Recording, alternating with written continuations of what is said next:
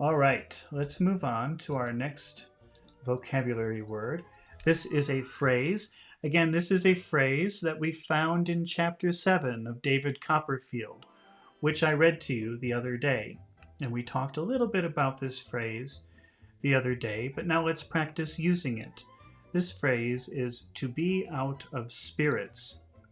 And this means to feel depressed or to feel sad, some kind of negative emotion.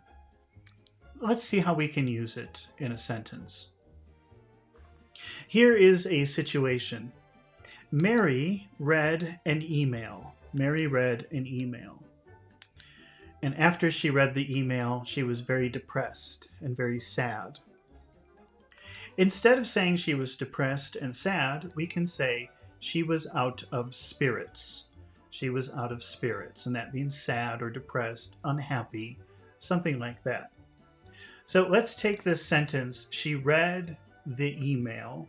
She read the email, and let's make a passive voice sentence with that phrase. The email was read. The email was read. After the email was read, she was out of spirits. That's our sentence. After the email was read, she was out of spirits. Now let's make a why question with this idea. Why was she out of spirits? Why was she out of spirits after she read the email? Why was she out of spirits after she read the email? Okay, and let's see, where's the answer? Because the email contained bad news. Because it contained bad news. She was out of spirits after she read the email because it contained bad news. Because it contained bad news. Because it contained bad news. She was out of spirits after she read the email because it contained bad news. Okay, let's try another example of using out of spirits, meaning sad, unhappy, depressed. Here is a situation. The client canceled their contract. The client canceled their contract. And after this made John sad. It made him depressed. It made him unhappy. Let's say this put John out of spirits. This put John out of spirits. Now, let's change the client canceled their contract to a passive voice sentence. In other words, let's focus on the contract and not the client. The contract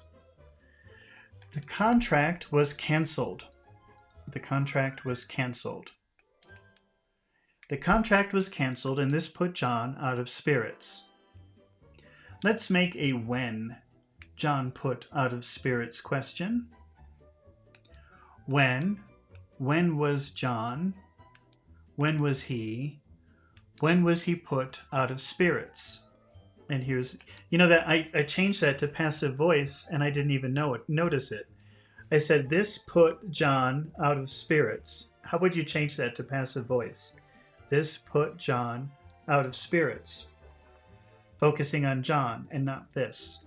John was put out of. John was put out of spirits. Now let's make a when question with John was put out of spirits.